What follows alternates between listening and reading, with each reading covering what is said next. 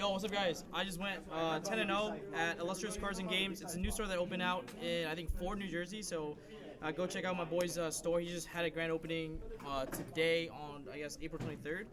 So I'm going to be showing you guys what I played today. 10-0. I think I went 7-0 in Swiss, but I gave my opponent the win last round. And then I just played out top 8. So my matchups are all on Twitch. So if you guys want to watch the match, you can just watch the VOD for the Twitch. It'll still be up. I'll link that in the description box below. Shout out to my team, Luxury Gaming.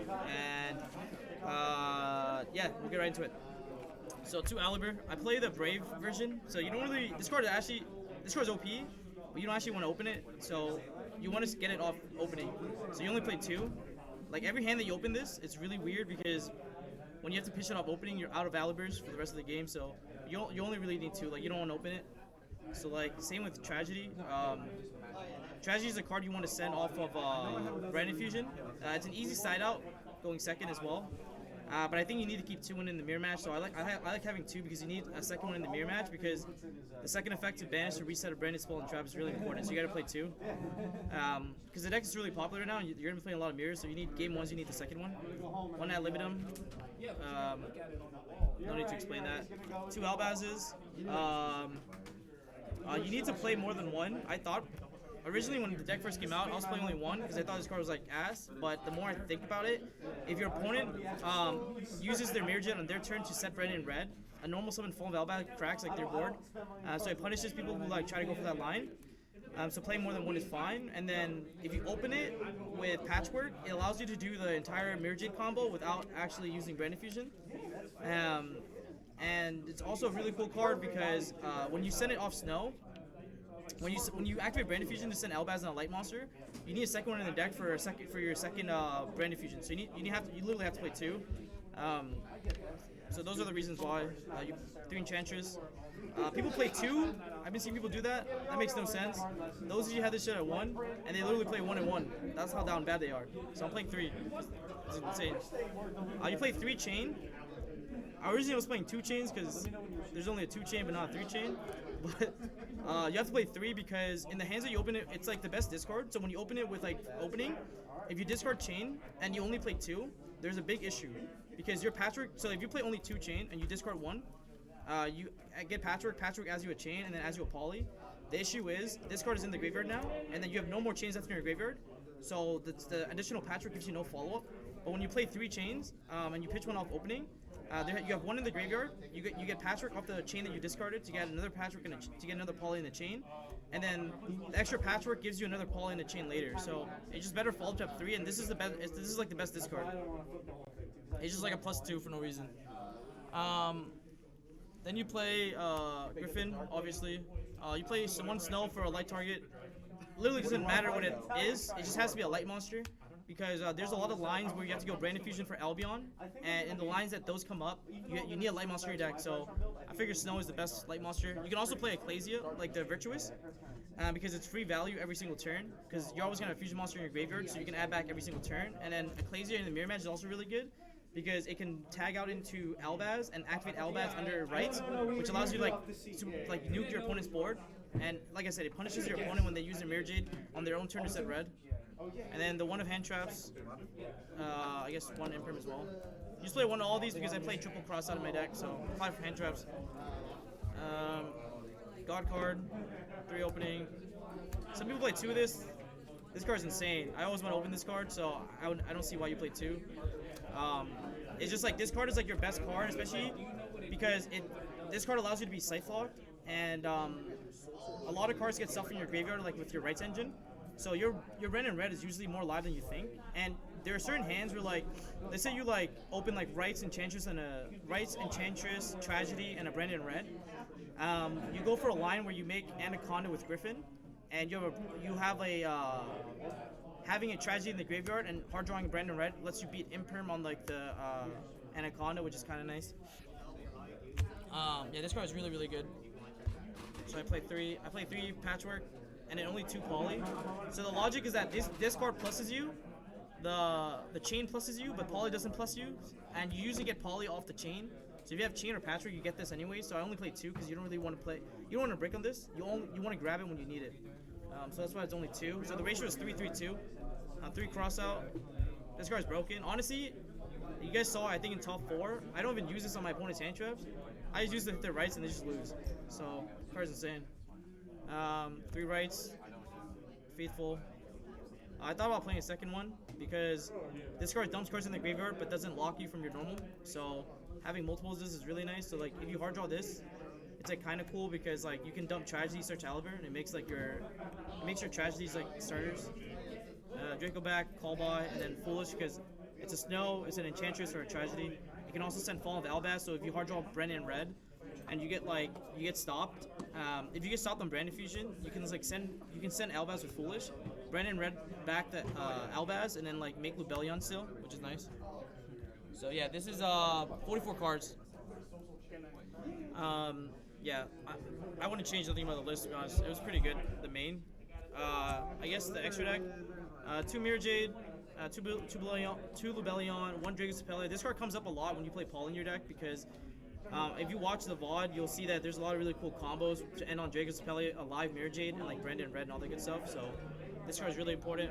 I play one of this because it's basically a extra deck monster that can summon Albaz from the deck. It beats Contact C. I don't know if people are playing it, but I mean I don't think that comes up. The more important ability is the fact that it can summon Albaz from the deck in end phase, and that effect actually comes up quite a lot. Where like you put your opponent in like a really bad predicament where they can't kill you. They usually have to like go to access code to like blow up all your board, but at end phase you summon a Albaz and you just nuke their like you just fuse with their access code and then like end on Mirror Jade regardless. You usually want to send this card instead of Albion, especially if you already have access to your branded spawns and traps. Like a lot of people get greedy and just keep sending this, but you actually don't need to send this when you already have access to your branded spawn trap because tragedy just resets your branded fusion anyways. So it's more important to actually summon this and like fuse with their monsters. 3 Albion, this card is like the best card in the extra deck actually. It gets you pluses. It's a miracle fusion. This card is just really broken, so I played 3. Let's see. Then I play Double Masquerade. I play 2 because if you play Poly, there's a certain end board where you end on Double Masquerade with the Mirror Jade, and that's FTK, so you have to play 2. It's also really good against Flunders to have 2. And in the mirror match, this card actually wins you mirror matches too. Because if you can like swing for momentum and like deal hella damage, the Masquerade applies hella pressure because when they activate Branded Fusion under Masquerade, they take about 1800 points of damage, and then so like that's something you have to factor in where like you usually deal like 5500 and then you put a Masquerade up, it's really difficult from the out. 2 Chimera, don't need to explain it, and then 1 Link Spider, 1 Anaconda, I think pretty standard. For the side deck, I feel like the side deck was pretty good. I played Triple Talents because I think this card is like insane when you go first. A lot of people play like very mediocre hand traps this format, so like if they ogre you, bell you, veiler you, or whatever, it's usually very weak. Ash is like the only really strong hand traps. So Talents usually just like draws you 2 cards, and like in this deck, every card you draw is like ridiculous because your deck is just only power spells. So I play this. If your hand's already insane, just look at their hand and just lose. The 2 extra Ashes because I only play 1. I side the second and third one in the mirror match.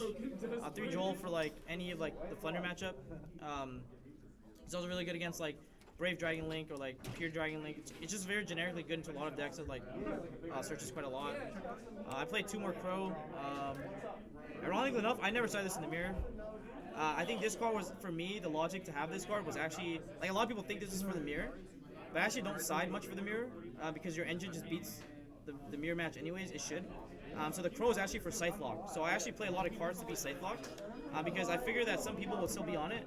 So I play all these cards just to be Scythe Lock because they set off Dagda. So you have Cosmic for the Scythe, and then you have like DD Crow for the Scythe. And if you stop the Scythe Lock from resolving, you just win the game. Like because they like DPE, like this deck wins or performs really well when you put your opponent in a position to end on DPE. Like if all they end on is DPE, then you already won the game, to be honest. Like because that card just doesn't do anything to your deck. And then the last couple cards I play is 1 D barrier because when I go second, I keep cross out in so I can cross out the D barrier. Some people have been playing that card. And then 1 red reboot. Red reboot. Nothing. You have to explain it. So yeah, that's pretty much it.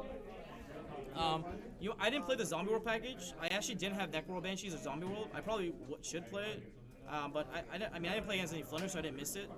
But if I were to cut anything, it'll probably be like it should probably be these 2 to be honest, and play like the Zombie World and Necro World Banshee. But I think it was fine. Like I think like these cards were enough to beat the Flutter matchup post out anyways. To be honest, um, if you can take their M pen with tactics and then attack over the bear statue, usually like you're in a very fine position. So yeah, so that's pretty much it. Nothing else. Hope you guys enjoyed the profile. If you have any questions, let me know in the comment section below. But yeah, this deck performed pretty well. It's a hella fun. Definitely give it a shot. If you guys want to watch the gameplay, you can check out my VOD. Peace! Delete the VOD. Delete the VOD. Alright, easy. Same list in the Iron Man. This was a list. Yeah, thank you. Yeah, this was a list I was gonna play in the Iron Man, but I mean Nesh was sweep, so I didn't have to actually play. Bro, that Nash list was fire. Like, What was Nash playing? huh? He was like going way heavier on like the branded engine. Like he was playing like branded Lost Albion. Like, Oh, like that stuff. Yeah. Oh, Jesus. I was playing why you decided on no Super Poly, because I tested Super Poly, like I would play against Hani. We would put Super Poly in each other's hands, going second. And he would have Super Poly in his hand every time going second, because that's how we test. And he's just still lost. So we were like, that card is awful. Like, we would put Super Poly in his hand, and he would not win. Like, just think about that. So that's why we decided how to play, because it's actually not good in the mirror. The mirror is like, you just beat it. Like, it's like actually a lot of technical play in the mirror. So, like, if they mess up at least once, you can just, like, win off momentum alone. And even if both players play, like, perfect, it's still, like, super grindy. Like, it should be, like, and, like, cards like Super Poly actually isn't that good, to be honest. So, yeah. So, yeah, this is my own personal list, yeah. But, yeah. That's pretty much it. Boom. Top deck Cosmic Cyclones. Scrub out with similar to the reason our opponent had Bell, Ash, and Call by the game.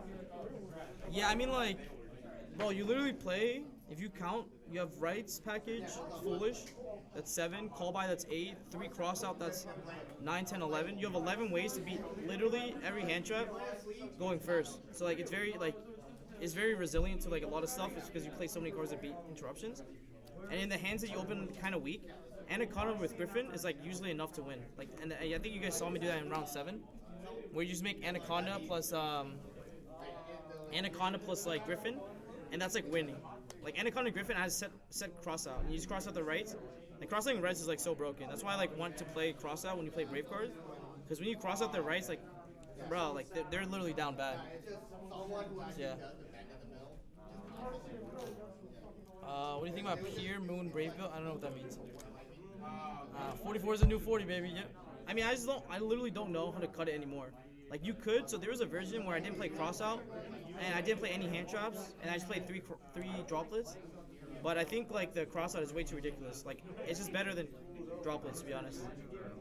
Like, it's just so crazy. Yeah, I play Snow. You need a light monster in your deck. You need at least one. That's why I play also, if you notice, there's also an additional light monster, which is Valor, because in the hands that you draw Snow, you need to actually send Valor, and I think that came up in one of my matches you guys saw. I think it was a mirror actually. Yeah, I had Snow already, I had Snow in my hand, and I didn't want to lose card advantage by sending Snow from my hand for Banner Fusion, so I sent Valor and the Albaz, and then I dumped the Snow off the Lubellion. Yeah.